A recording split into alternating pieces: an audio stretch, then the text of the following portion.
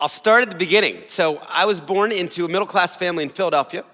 This was my mom, my dad. When I was 4, we moved into this drab gray house to get closer to my father's job. My parents had just become Christians, and he wanted to spend more time with me. They wanted to have a big family, and he wanted to reduce his commute, his driving time. Well, we didn't know when we moved into this house, in the dead of winter, this energy-efficient house, was that it had a carbon monoxide gas leak. This was before they had invented the detector that we can buy in blister packs at Home Depot.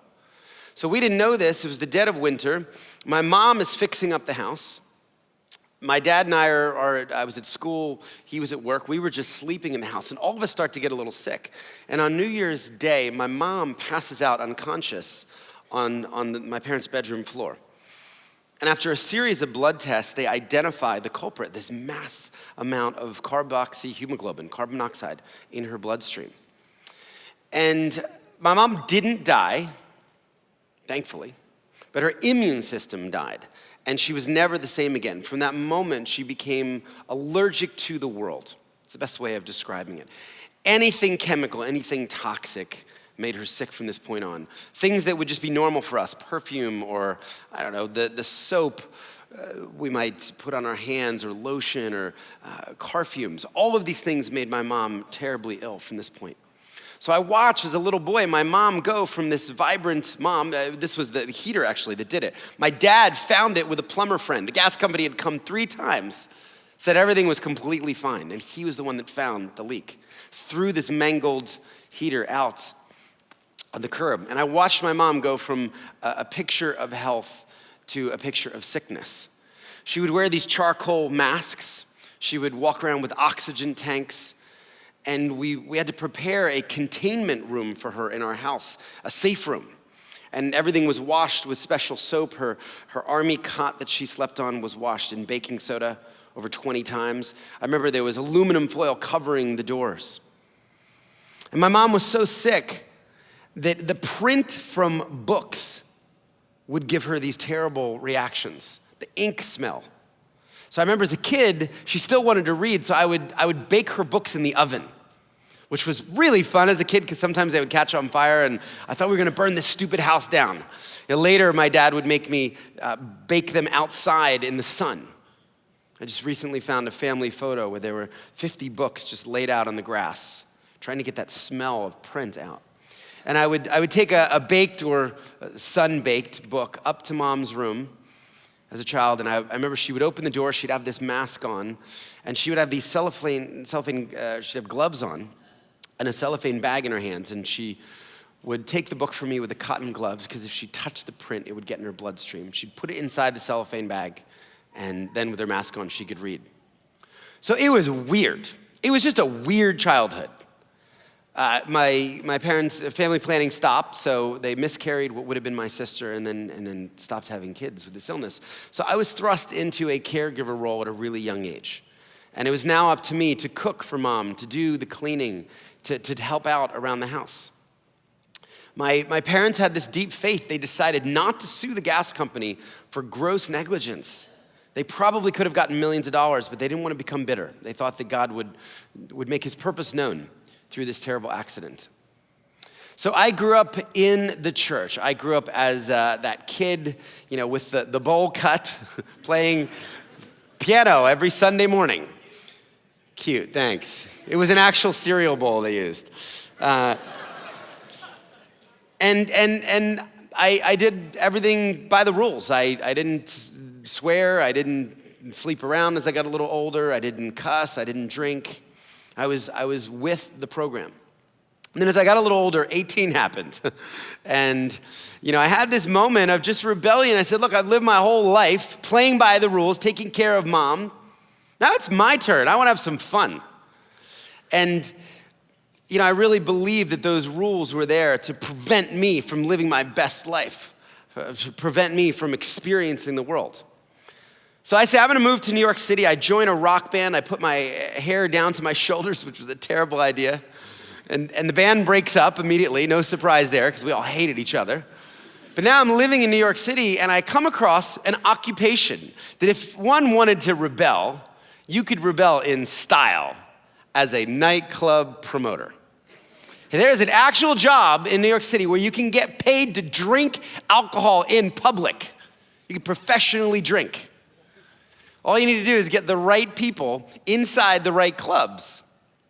And if you do that, you could charge them ridiculous amounts for a drink. I mean, we would sell a vodka soda for $22. People spend $600 on a bottle of champagne that costs $30 just to be around the right people. So I start working in these clubs at 19, 2 years before I'm even allowed in the clubs legally. And I'm climbing up New York City social ladder. I want to be the king of New York. I want to be the #1 promoter in all of New York City. Over the next 10 years, I work at 40 different nightclubs. This is a picture taken of me in a VIP room, about 28. And what's so sad about this picture is the most important thing to me at the time is showing a nightclub photographer I have never met that I own an expensive watch. Trying to flash my Rolex at this guy. This was my business partner, Brantley. We were so successful at the time, we were getting paid $4,000 a month by Budweiser just to be seen drinking Bud in public. And Bacardi paid us another $4,000 a month to have that bottle on our table. So we're like, this is amazing. I mean, what better of a life could you hope for? So this is around, 10, midnight. This would be around 3 in the morning when the decline begins. And this might be around noon the next day. So after 10 years, I picked up every vice that you might imagine would go with the territory. I've smoked 2 packs of Marlboro Reds every day for 10 years. I have a serious drinking problem. I have a serious drug problem. You name it, cocaine, ecstasy, heroin, MDMA, Special K, pretty much everything short of heroin. I've got a gambling problem. I have a pornography problem. I have a strip club problem. But my life, I won't make you look at this anymore. My life on the outside looks great. I'm flying around to Fashion Week. I drive a BMW. I've got the stupid watch. I've got the model girlfriend who's on the cover of fashion magazines. I have a grand piano in my New York City apartment. But I was rotting inside, literally rotting.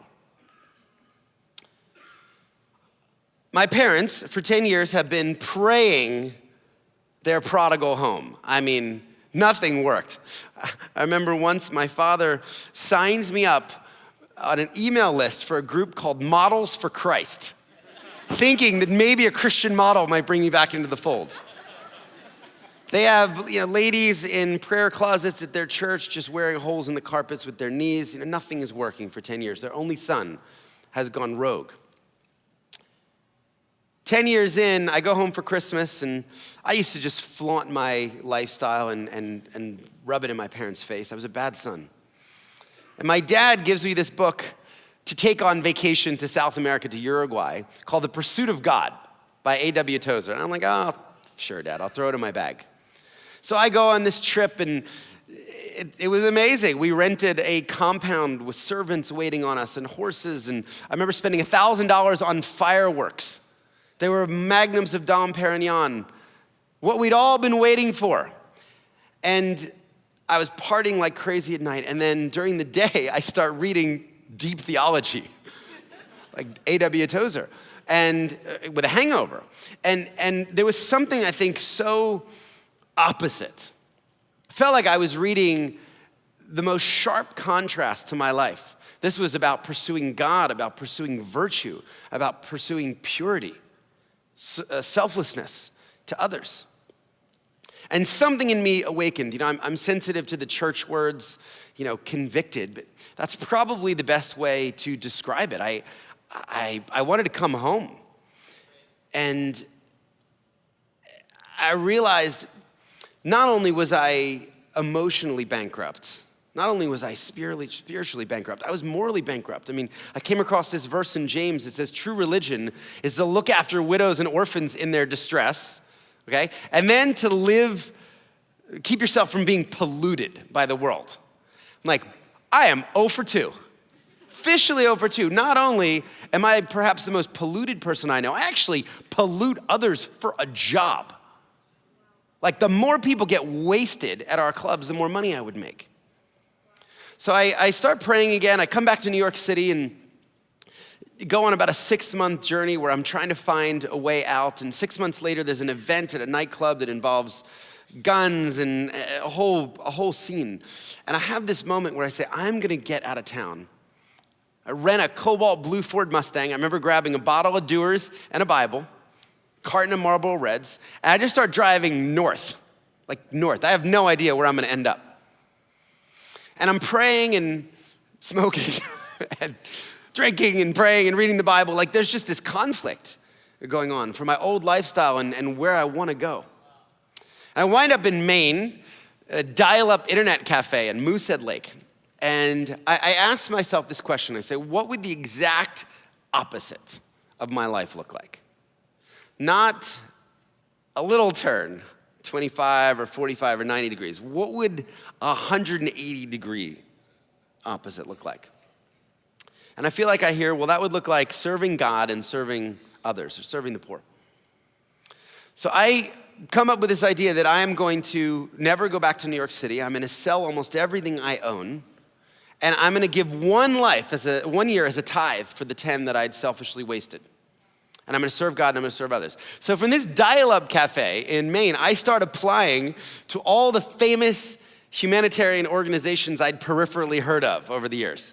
I put in applications for World Vision and Samaritan's Purse and Save the Children and the Red Cross and UNICEF. Scott Harrison, the great nightclub promoter, is ready for service. So you can guess what happens next. No one will take me. I'm denied by every organization. They won't even take me for free.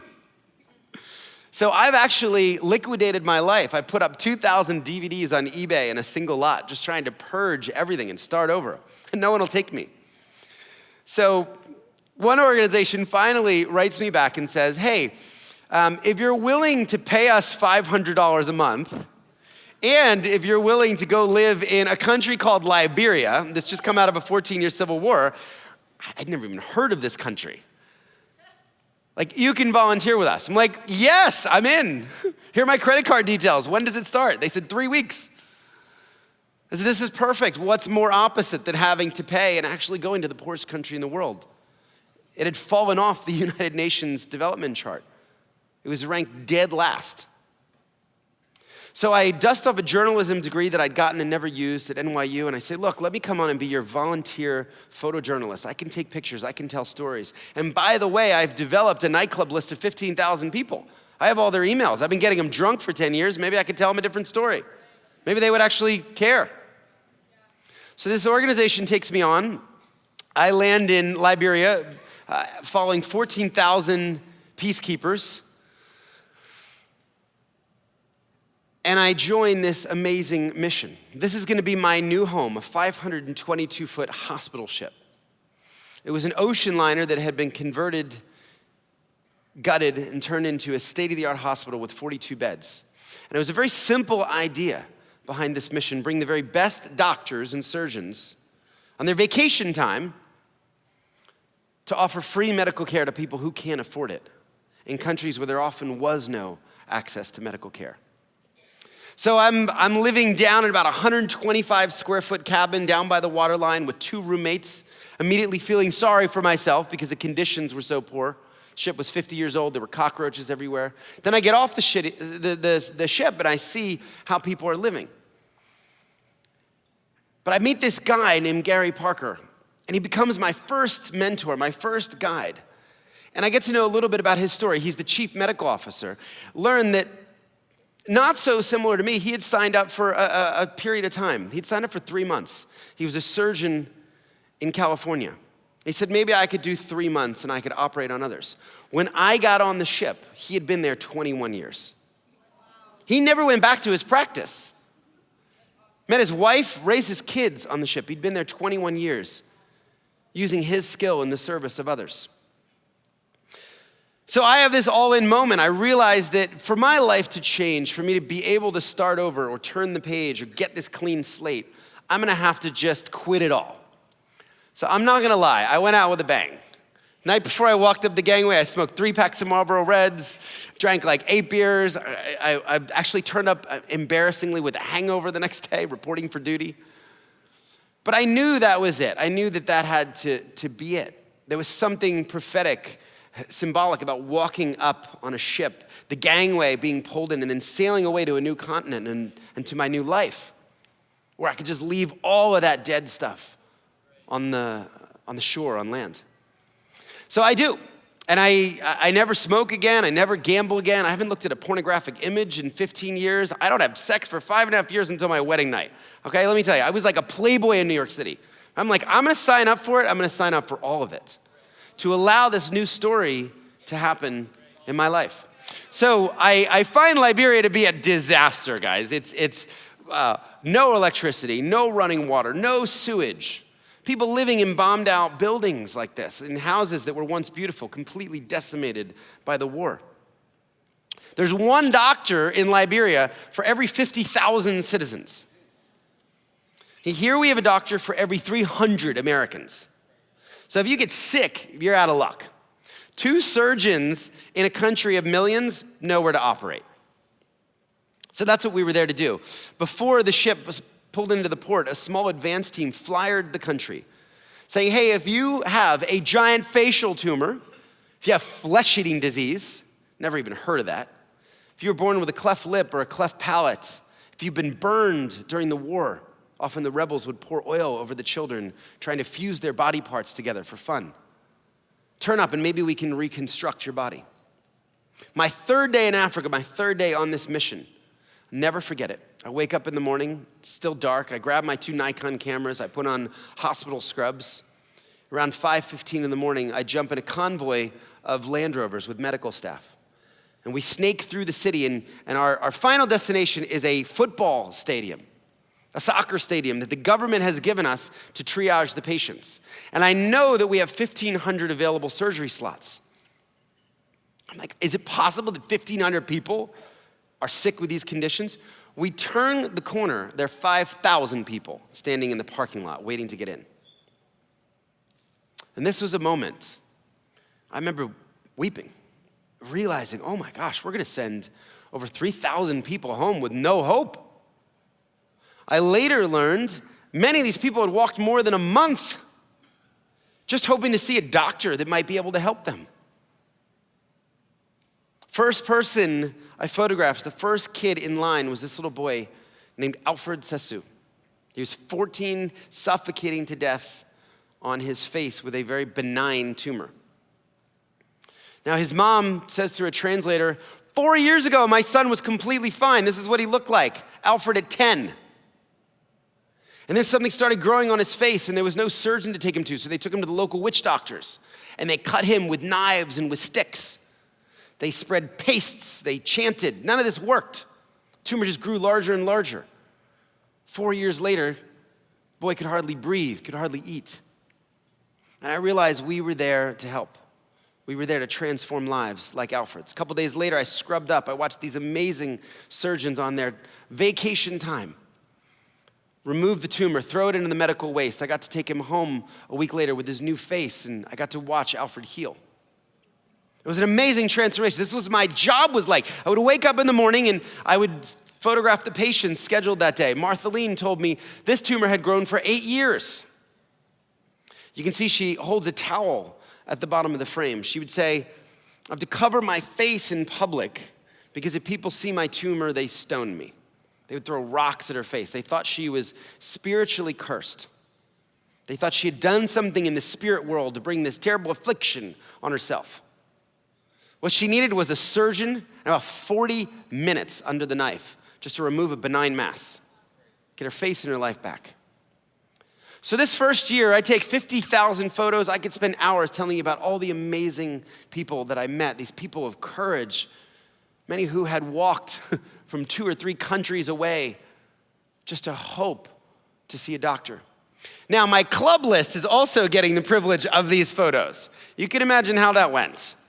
Definitely a few unsubscribes, right? I signed up for the Prada party, not the tumor or leprosy party. But that was the edge case, actually. Most people said, how do I help? How do I give my time? How do I join the ship? How do I give my money? And I realized my work wasn't done. I did an exhibition in New York, raised about $100,000 with these photos, asking people to give at the end of the exhibition. And I went back for a second year to Liberia. And on that second tour, I got off the ship, out of the towns, and I spent time in the rural areas. And I learned what was making so many people sick. I saw dirty water for the first time. And I learned that 50% of the country was drinking dirty, contaminated water. They were drinking from swamps like this, green swamps, brown rivers.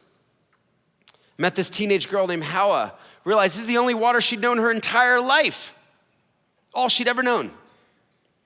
And I'm taking these photos back and showing them to the doctors in the operating theater. I'm like, do you see what people are drinking? No wonder they're standing in parking lots outside stadiums.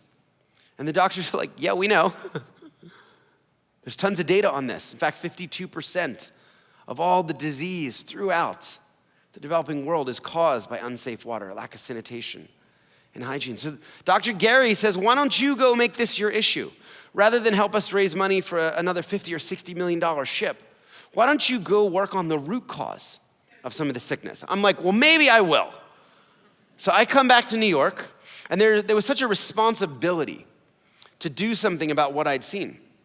I said, okay, I'm gonna try and go on a mission to help everybody get clean water. My friends are still drinking $10 bottles in nightclubs. They would order water, not even open it. There was no awareness about this issue. I said, well, maybe I can help break through to some of them. So the mission was very clear. Coming back, I'm gonna help bring clean water to every single person on earth.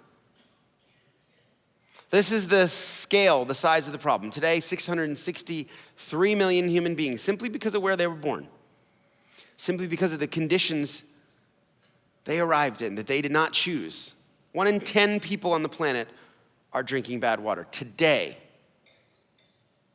663 million. Now, I put up a number like this and we just kind of numb out. It's impossible to connect to statistics this big, to numbers this big.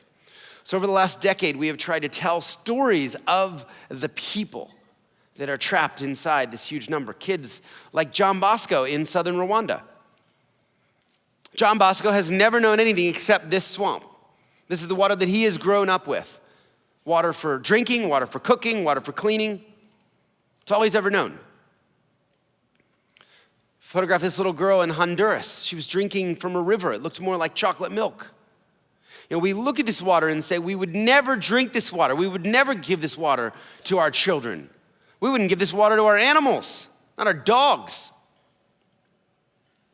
But yet it's what we were seeing people drink. I learned about all the diseases associated with bad water. Everyone in this room has heard of cholera. It can kill you within a day. E. coli you've heard of. I had not heard of schistosoma before, which I found out was just a fancy word for parasites or worms.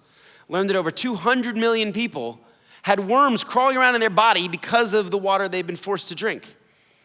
This is what that looks like. This little girl in Kenya was drinking from the Molo River, a brown river, and every time she would drink from this bottle, she would vomit on her shirt. And we watched this in horror for a few cycles, and we took the water away from her and promised to try to find a sustainable solution. But I wanted to know what was in this water. Took this bottle back to New York City. I gave it to a lab. This is what they sent me. The technician said, you sent us water that is alive. No human, certainly no child, should be drinking this. I learned that leeches were a huge problem as people got their drinking water. In a million years, I had never associated leeches with water. Community after community, they would say, look, these big leeches, we always get them out, but sometimes these little leeches, they can get through the cloth that we filter our water through, and they can grow up inside our bodies, or worse, the bodies of our children. And the leeches like to crawl up to the back of the throat. We would hear stories of parents giving their children diesel fuel to drink, to scald the leech. The other alternative was a stick. You can mash the leech, but if you don't actually kill it, it just crawls up again. That's how most of the women filter the water. They pour it through scarves, through shirts. They often don't have the money to buy the charcoal to boil it, or there's just no awareness. I learned that water impacted education and that 1 out of every 3 schools throughout the world not only didn't have clean water, didn't have toilets. Imagine sending your child to a school. Imagine attending a school with no clean water, no toilets. And we realized this was a huge problem for girls. This is why teenage girls were dropping out. They would stay home 1 week every month. You're not gonna go to a school with no sanitation, no water. They would fall behind in their studies. And there's already so much enormous social pressure against these girls being educated in so many of these cultures. It would break our heart to see them in the middle of the school day walking 5-6 hours carrying 40 pounds of dirty water on their backs in these yellow fuel cans. The last thing I'll say about the problem is it's a women's issue. I've been to 69 countries now. I've never seen men get water. Culturally, whether I'm in Central or South America or Sub-Saharan Africa or India or Southeast Asia, it is the role of the women and the girls to find the water. And we see women in the most undignified situations. These women trying to get to the eye of a spring. The black spots, that's cow feces. They've got their kids on their back, ankle deep in muck, trying to get water before it's completely contaminated. This woman I met in eastern Kenya, she was just digging in the sand, a sandy riverbed, trying to find water. I asked her what the alternative is. She sent me to a river nearby. At the river, they said the biggest problem here is actually not the quality of the water, it's crocodile attacks. Start naming women who came here and were never seen again, hauled off by crocodiles. Now you hear this, the first time you think, oh, maybe it's just a shocking story. Hear it 70 times, 120 times, you realize this is a real problem. So the good news is that it's actually a completely solvable problem. We actually know how to bring clean water to every single human being on earth.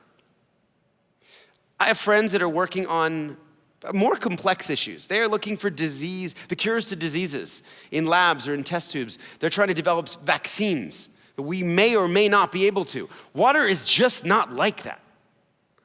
There isn't a single person alive on the planet where we're scratching our heads saying, oh, we have no idea how we would ever be able to get them clean water. We haven't created the will to do it. We haven't created the awareness. We haven't created the energy or the movement to do this yet, but we know how to do it. And there's no silver bullet. There's no one-size-fits-all solution, but a lot of different things work in a lot of different contexts. You can dig wells. You can drill wells. You can build rainwater harvesting systems, spring protections, bio-sand filters, pond sand filters, sometimes high-tech stuff, UV, carbon, UF. It's often as simple as finding the clean water beneath these villages and drilling a well for about $10,000.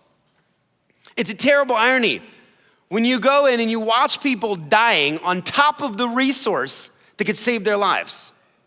But what they don't have access to is about $1 million of drilling equipment, compressors and trucks and rigs, or skilled hydrologists that know how to find the water. And when you're able to bring those into a village and find water, it's one of the most amazing things to be a part of, to actually see in that moment. People see clean water for the first time in their life. There was a story from Ethiopia. Our partners here had been drilling a well, and normally it's this raucous celebration. Thousands of people surround the rig. There's clapping, there's screaming, there's dancing. In one of these villages, there was a woman off to the side, and she was weeping, an older woman.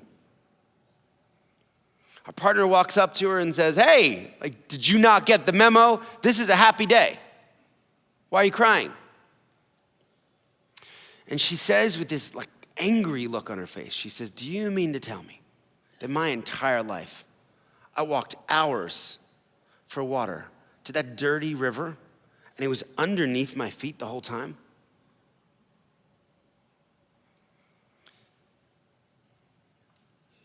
"20 stories under the ground." This was a village in Malawi. They actually built the road over 3 months to allow the drilling rig. I'm gonna play a clip in a moment.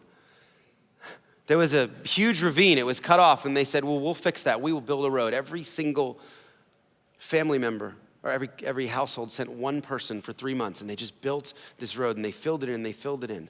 This was that moment when they got clean water. I'll play you just a short clip. Just imagine for a second, put yourself in that moment. Imagine you and your family and your children, you have never had it before in your life. And then one day a rig comes in and makes it look easy, and 48 hours just finds water.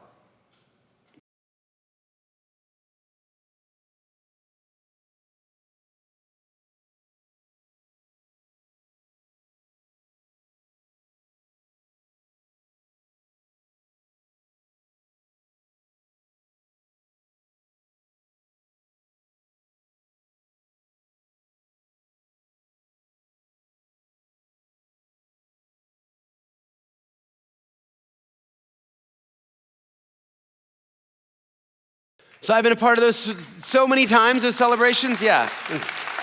That never gets old.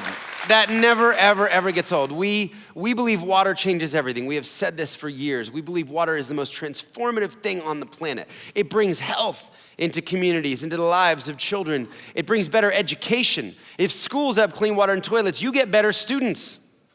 It gives time back to women who use that extra time not walking for water anymore, to start small businesses, selling rice at the market, selling peanuts. I was recently in Zimbabwe and Zambia with women who were selling rugs for $4.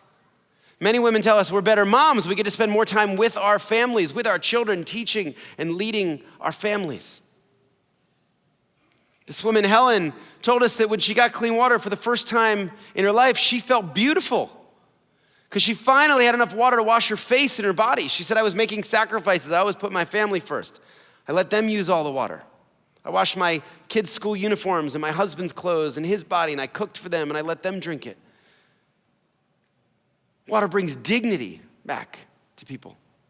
And probably the greatest thing about working on this issue is that it's one of the very few things that everybody can agree on. We can all agree that people should have clean water to drink. And regardless if you're a liberal Democrat or a conservative Republican or an independent or a Christian or a Jew or a Mormon or a Muslim or an atheist, every single person can agree on this. You know, I never finish a talk and have people tell me, you gotta stop that. Let them die of bad water. Let those women walk for 5 hours, right? Nobody wants kids to drink from swamps. So it's been an unbelievably unifying thing. It's brought people together that might fight about just about every other thing, but say, you know what, we could do this. Okay, I'll talk a little bit about the organization. So I'll rewind. I come back from Mercy Ships. I'm back in New York City. I'm on fire with this mission, bring clean water to everybody on the planet. But I got no money because nightclub promoters are not good at saving money. And I gave everything I had to Mercy Ships and the people I met along the way. So I start Charity Water anyway. My nightclub partner takes me in and says, hey, you can use my couch as your first office. He let me sleep on the closet floor, walk-in closet floor next to this room in Soho, New York. But I was on a mission. I was like, I'm gonna bring clean water to every single person on earth. I could see it very clearly. The day when everyone had this most basic resource. So I start talking to my friends. I'm running around with my laptop, showing those photos to people in DJ booths and nightclubs, because those are the people I knew. I'm getting kicked out of DJ booths. They're like, you are killing my buzz. Like, you gotta stop this. Can't show pictures of dirty water and tumors in nightclubs, okay? But I was trying to invite people into this. As I talk to everyday people, I realized this is not gonna be easy. There's a problem, because my friends, and then I learned everyday people, they don't trust charities. People had all these objections for why they were not giving. I learned there was data behind this. 42% of Americans polled by USA Today actually said, we don't trust charities. 70% of people polled by NYU here in the country said, we believe charities either waste our money or badly waste our money. So I thought, this is an opportunity. I don't want to steal other charities' loyal donors. Let's reach out to the people who aren't giving. Let's speak to their objections. So the real vision was even bigger than the mission to bring people clean water. The vision became to reinvent or reimagine charity. I love the word charity. It's Latin, it's caritas in the Latin. It means to help your neighbor in need and get nothing in return. Thought we need more of this. We need more love in the world, more charity in the world, not more people cynical about this.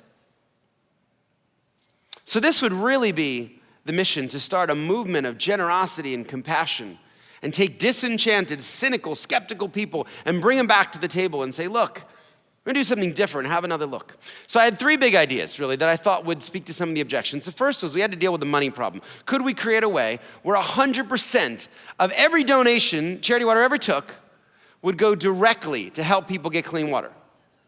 Now, imagine me telling you this 10 years ago. People are like, that's the stupidest idea I ever heard. How would you pay yourself, your staff, your office someday? I was like, I don't know, but I'm gonna open up a separate bank account. And in that separate bank account, we will raise all the overhead from a very small group of people. We are gonna make overhead cool somehow. Make it cool to pay for the office and the toner for the Epson copier. But 100% of every dollar, $100, $1 million we receive from the public will go directly to projects. So what's people's next excuse? Well, the next one was that I don't see impact. I said, great, we're gonna prove every single water point we ever fund anywhere in the world. This was made possible with technology. Charity Water and Google Earth started the same year. We realized Google was giving us a free place where we could geolocate every water point.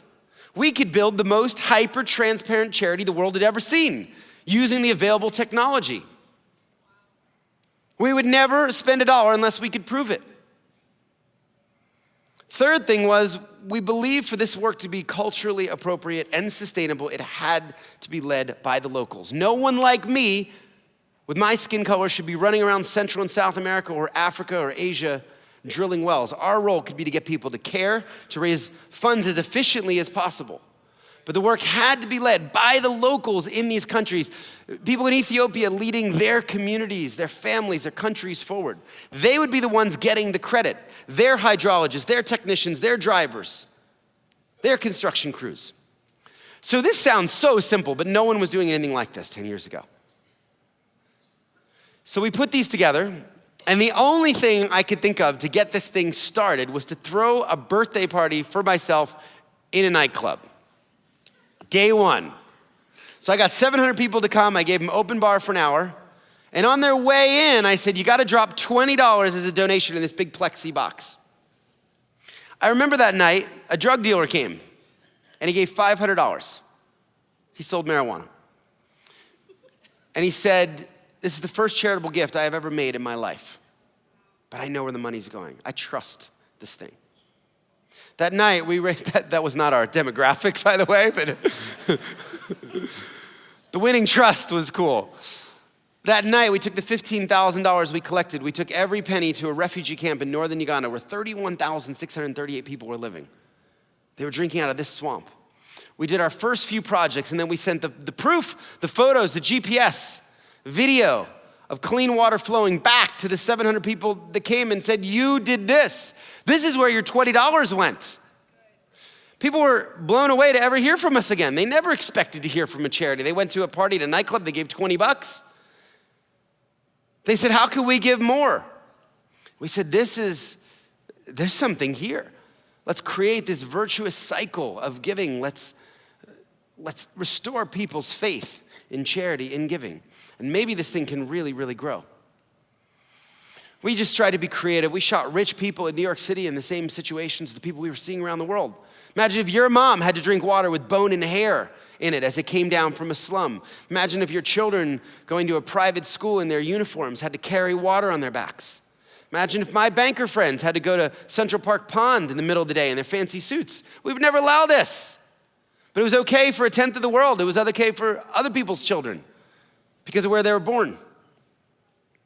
We shot campaigns to just try to get people to think differently about water and have some fun every once in a while. You know, imagine Kool-Aid without water. My kids would probably like this.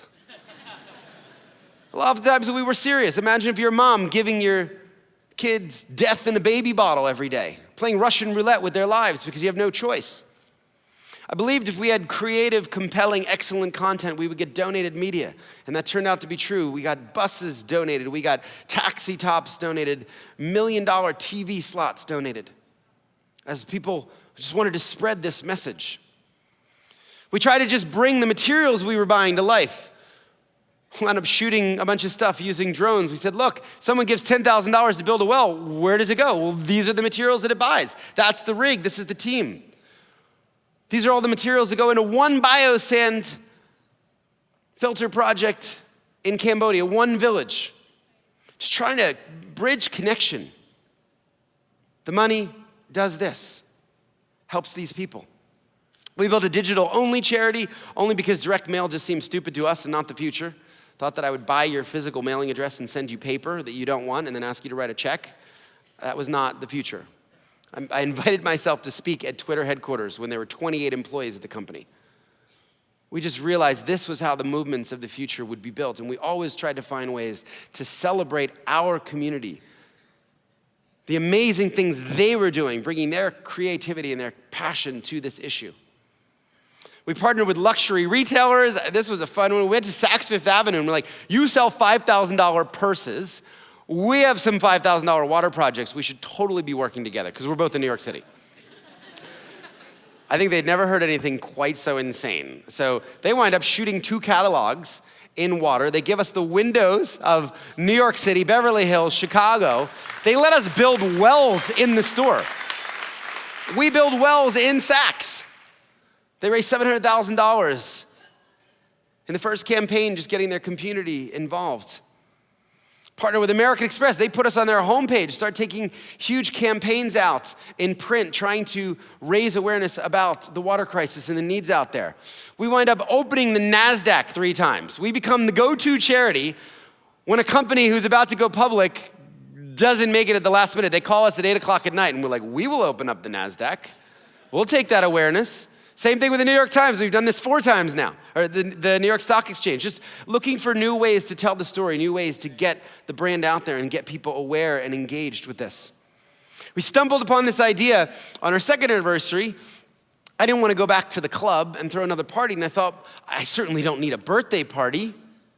I don't need gifts. I have everything I need. What if I could donate my birthday and turn it into a redemptive giving moment that involved my friend and family and community? So I said, I thought the sticky idea would be I'd ask for $32 for my 32nd birthday.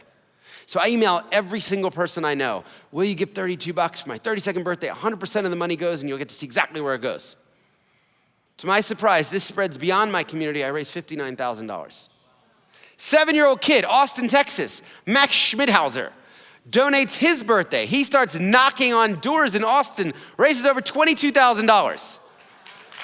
Now, I'm not gonna lie, he lived in a very nice neighborhood, okay? These were nice doors. There were some 77s and some 777s. Tony Hawk donates his birthday. Jack Dorsey donates 3 birthdays, who created Twitter and Square. Will and Jada Smith approaches, they donate their birthdays. They then ask their fans to donate their birthdays. They then say, can we come with you to see the impact we made? They come with me to Ethiopia for a week to see where the money from their birthdays had gone and report back to their community. So all that was cool, but I swear to you, the heart of the community was 6-year-olds in New York City that were neither rich nor famous, 16-year-olds in the middle of the country like Maggie Moran. One of my favorites, 89-year-old Nona Ween. She writes this beautiful thing on her website. She says, I'm turning 89 and I'd like to make that possible for more people. She realizes she's lived twice as long as so many of the people in the countries where we're working because of the privilege she was born into. And if her birthday could help people have more birthdays, that's what she wanted for her 89th. Some people are like, I gotta do something now. I can't wait, my birthday's 10 months from now. So they start climbing mountains for charity water. They start skydiving for charity water, making sails and sailing across the Atlantic Ocean. This guy takes the $10,000 he saved for a wedding ring, donates a well instead, proposes to his wife, saying, I wanna start our marriage off with an act of radical generosity back in our homeland. Jesse from Atlanta listens to Nickelback for 168 consecutive hours. He's rewarded for his pain with $36,000 in donations. Cosette, at 4 years old, sells over $5,100 painting for charity water. Maddie in Vancouver does 12 lemonade stands, one of them in the rain, undeterred by the rain. Her mom's like, you are not selling lemonade in the rain, Maddie. She's like, I will sell lemonade in the rain. Her 12th and final lemonade stand, she convinces a local band to perform on the sidewalk to attract buyers. She sells over $5,000 of lemonade. So this community begins to just grow around the world, and we realize very early on, this is not our story, this is their story. There's a much bigger story here. We are not the hero, we're the guide in this story. We start celebrating the Maggies and the Rachels and the Nonas and say, look at them, look at people bringing the best of themselves, rejecting apathy, right, that could be so easy to embrace with a paralyzing issue like this, and making a huge difference. We start focusing on radical transparency, putting trackers on our drilling rigs and giving them Twitter accounts, so our drilling rigs now tweet their location so people can track them. As we scaled across the country, we started building sensors thanks to a grant from Google and retrofitting our wells, putting our wells online so we would know that they were continuing to work over time and how much water was flowing. And now we can pick out wells with sensors and not only see the satellite images, not know that they were working when we left, but 5 years later, last week, exactly how much water was flowing every single day, taking transparency just to a new level. A lot of this has worked. In 12 years, now over 1 million people from 105 countries have joined us. They have given over $1/3 billion, $330 million. It's allowed us to bring clean water to 29,000 villages for 8.4 million people. And I'm so proud of the... I'm so proud of the locals. Right now, we employ 650 locals out there who they're the heroes. They are showing up every day, taking this money, drilling wells, building these various systems. This guy, he is still there, 35 years later. He's still on the ship. He has taught me so much about this long obedience in the same direction, showing up, using the best of what God has given him, his hands, for 3.5 decades, not for profit, not for personal gain, living in a tiny cabin on the ship, but helping others day in and day out. I recently got to see the first well for my birthday. It's not pretty, but 12 years later, my 31st birthday well was still pumping water in that camp in Uganda. We reckon that that handle has been up and down over 50 million times, produced over 12 million liters. It's 24 million little bottles of water. And John Bosco, I told you about him at the very beginning. Well, he was one of the first people we helped, and we got to take him and his family from this disgusting swamp, from unthinkable water and suffering.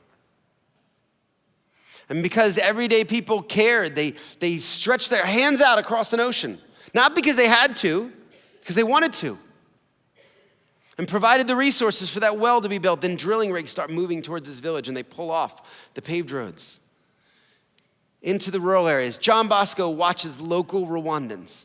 Imagine, they must have been heroes. They start looking for water underneath the village. A couple days later, they find it, and they start building the well. And in less than a week, he's drinking clean water for the very first time in his life. Now, this was one of our first. We've gotten to visit him over the years. 8 years later, we went back, and our cute and a preteen kid, he was all grown up. He was a man. And in that time, he started his own family. He got married and he had his own daughter, Jean-Marie. And we realized that she never had to drink from the swamp. Literally, the cycle of water poverty had been broken 8 years ago because people cared. They did something about it. Her legacy will be different. She doesn't need to be the statistic under that baby bottle of 4,500 kids dying every day of preventable disease like diarrhea. And that's what keeps us going, knowing we've been able to do that in 29,000 villages. As we look ahead, we're really trying to encourage ourselves always. 8.4 million people, it's a volume of people. I was at Madison Square Garden recently in New York City with my wife, and I looked around and I'm like, honey, it's over 420 stadiums. Madison Square Garden's full of people. It would fill up your biggest stadium, Mercedes-Benz, 118 times. So 118 times full and then empty and full and empty. It's a lot of people. But put it against the problem, and we've done very little. We're at the very beginning of this journey. It's 1/78th of the work that needs to be done to end this. 1/78th. 1.3%. So we just need to go faster and help more people. This year, we're helping 4,000 new people every single day get clean water. Last year, that number was 3,000 people a day. Today, 4,000 people. It's twice the amount of the capacity of this room. 2 times this room, they got clean water today for the first time in their lives. They're gonna get clean water tomorrow and then the next day. That's our KPI. That is our number one thing we are trying to move up and up. If you're sitting there and you're wondering how you might help or how you might join, first I want to just commend you guys in your community for what you have done with this movement. We have been watching from New York. We have been fans, watching it done with excellence, watching people take a very difficult issue and bring it to the spotlight. It's such an important cause that so many of you in this room have embraced. If you were interested in working with us in our cause, there are really two ways to help. The first is pretty simple. It's actually buying a book. I spent the last 2 years going through this terrible writing process of trying to get all the stories down and a lot of the stuff I couldn't talk about today. And I put it out into the world about a month ago. It's called Thirst. I donated the whole book advance, all the proceeds. I won't make any money from this. I wanted the book to tell the stories that might move people and help more people get clean water. Launched it a month ago, and it was amazing. We didn't really know what was gonna happen. On launch day, the first morning, I wake up and I find that Bill Gates has been tweeting about the book. Over 50 million people telling people they should go buy it and read it. And then Mike Bloomberg and Richard Branson and Ariana Huffington and all these amazing people get behind this project. It debuts on the New York Times bestseller list in a really amazing political time. And it debuts at number 2 on the LA Times list. And the book is just starting to spread these stories out there.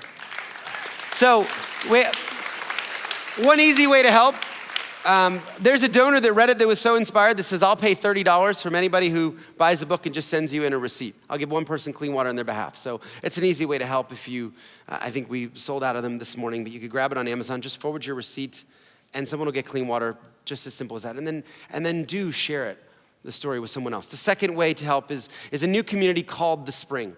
And as we turned 10, we said, we've done a lot, we want to do a lot more. Could we create a community of people who wouldn't show up just once, who wouldn't just donate one birthday, but would show up month in, month out?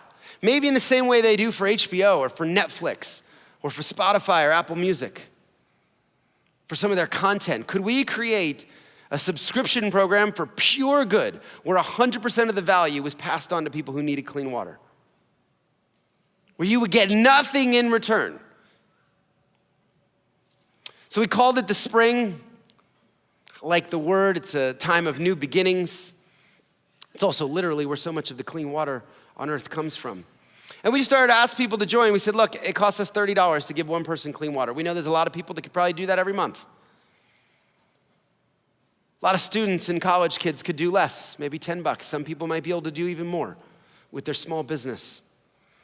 But it would really be people showing up to make this a part of their story, to make this a part of their legacy as we continue to grow and help more people and get smarter and grow the capacity of our locals around the world. Started to spread as we started showing stories of impact back to people, spread to 104 countries around the world now. And I was pulling the data on the plane yesterday, and the coolest thing is that Atlanta is one of the biggest cities of Spring members ever. We have over 1,000 people here. Over 3% of the entire community globally is here in Atlanta for the Spring. So it's an easy way to help. You could go to charitywater.org/Atlanta. You're all invited to join me. I'm a member. My wife's a member. Our staff are members. It is a great and easy way to get engaged with us and help us grow this movement. I'll end just with 2 final thoughts. So the first is this. The first is that I believe God can redeem anything and anyone. And maybe there's some people here who feel like, I don't know, your past or the mistakes of your past are defining your future. I would like to offer myself as living proof that you are not as bad as me, probably. I mean, like, you'll see in the book, it gets pretty grim. I mean, the depths of depravity that I sunk to are pretty unparalleled.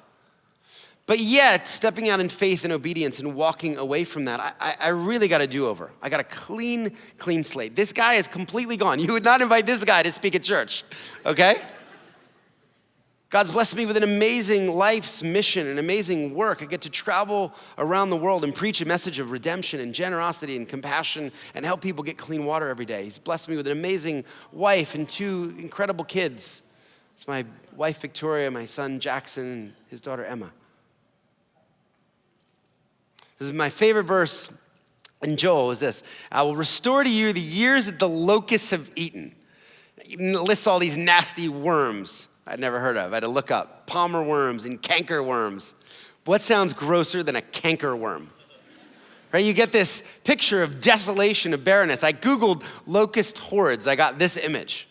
Right? A place where nothing can grow. Maybe you feel like some of your lives are like that, where nothing good can grow. The next verse says, after God says, I will restore those years, says, you will have plenty to eat until you're full, and you will praise the name of the Lord your God, who has worked wonders for you.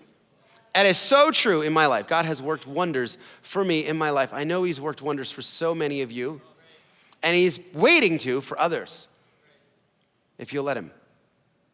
I'll leave you with this quote. A friend sent this as he passed a bodega 10 years ago. It's from an old rabbinic text. Do not be afraid of work that has no end. Do not be afraid of work that has no end. And this is how we look at our work.